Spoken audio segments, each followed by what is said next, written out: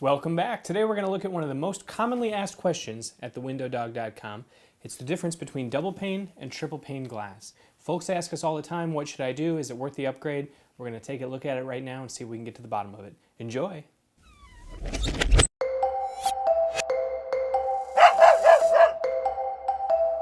Alright folks, so we just wrapped up filming our heat lamp demo. I'm going to presume you've watched that one already. If you haven't watched that one, I would say you should check that one out first so you get an idea of the experiment we did of how the test results turned out. Assuming you've seen it, let's start our comparison on the triple pane versus the double pane this way. Let's say you just have a hole in your house with no window, no nothing. You're just getting wind and rain coming through there, and we're going to compare the different options to fill that hole with different types of windows. If we used a double pane option, which is the most common configuration in the industry, the test results showed that we would go from 255 BTUs of energy coming through there down to 27 by using the double pane with the low E coating and the argon gas. That's about 10% of the heat, or the energy I should say, getting through, which means it's about 90% of the energy getting blocked. By upgrading to the triple pane, we lowered that rating to 7, which means it's roughly 3% of the energy getting through, and 97% of the energy, that adds up, right? Yeah, 97% of the energy getting blocked. So that's better. The question for folks is it worth the difference in cost? And it's really a question that only you can answer. But let's start off by looking at how these glass options work. First, a double pane glass option uses two pieces of glass with some sort of a spacer in between the middle. We have another video on types of spacers. There's options for days, but let's assume we're focusing only on the glass right now.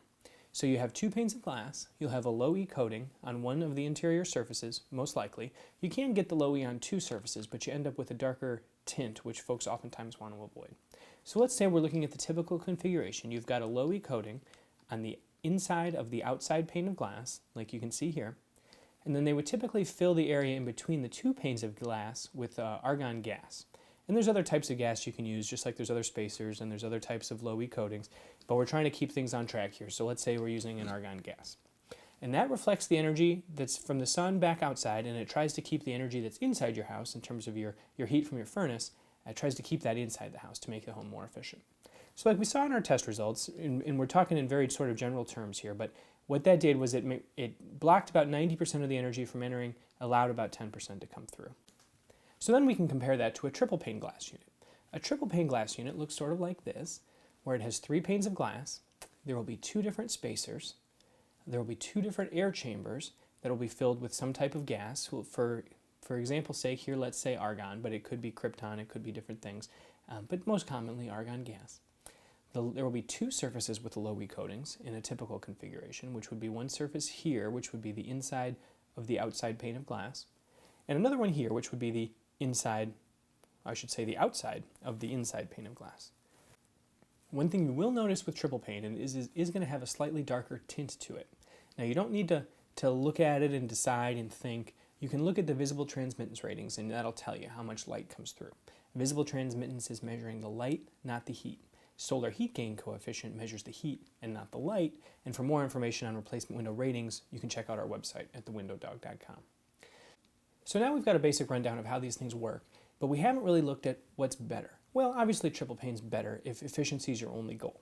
If visible light is your only goal, the double pane might be better. Let's say, even if I hold these two up, even if I hold them against my shirt, my white shirt, you can see the difference in the color. Is that relevant to you? Well, it's up to you.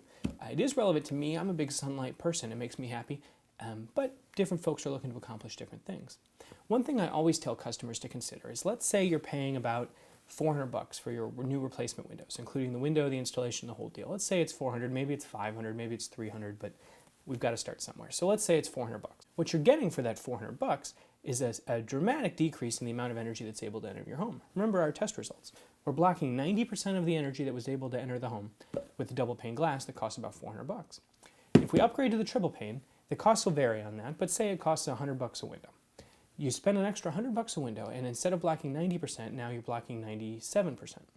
That's better. Is it worth a 25% increase in cost from a $400 to say $500 a window? Only you can decide. That's kind of like what triple pane is. Is it the best bang for the buck? No. In terms of dollars per BTU blocked, the double pane is going to get you there in a much more efficient way. But sometimes being the cheapest isn't what people want. If you think you're going to be in the house for the next 20 years, or you think you're looking for something that's a little bit more efficient than the standard run-of-the-mill product, spending an extra $100 to go from 90% of the energy blocked to 97% of the energy blocked might be worth it. what I do tell folks to remember is that the big difference, the big delta in terms of going from your old windows you've got now to the new windows is going to be just in getting new windows and getting nice new double pane, low E glass windows. The small change is going to be going from double pane to triple pane. That's going to be a much less significant difference than it is going from your old wooden single pane windows to nice new double pane windows. So you've got a big improvement there. But you only get to replace your windows once in the next 20 years. So if you think you're going to be around for the long haul, maybe you want to spend the bucks. It is a pretty nice product. Now, they do talk about different drawbacks to triple pane. I've heard salespeople say, oh, you don't want to buy triple pane glass because it's heavier and it's more likely to wear out, or it's not going to hold up because there's 2 seals, so it's twice as much to fail. That's salesman talk. I mean, I think what they're doing there is trying to show you why you want to buy the less expensive thing, because they think you're more likely to buy the less expensive thing. And one way you can tell that is if the triple pane was more likely to fail, it would have a weaker warranty. The people who write warranties aren't salesmen. They're people who write warranties are serious folks. They're engineers, they're lawyers. They're people who understand how often or how likely something is to fail, and they're planning for it. And anybody who designs any product for a living knows how likely it is to fail.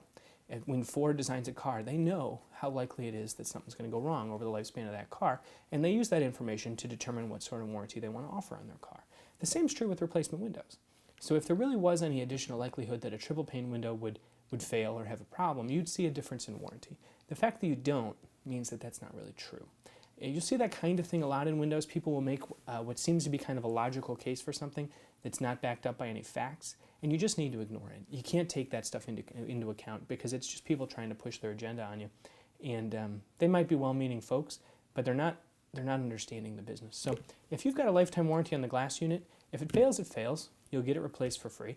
And there's really should be no additional likelihood whether it's a triple pane or a double pane unit that fails.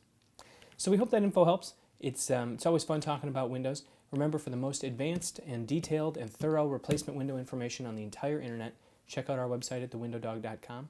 If you have any questions or comments or suggestions for future videos, just let us know. We'll do our best to accommodate. Enjoy!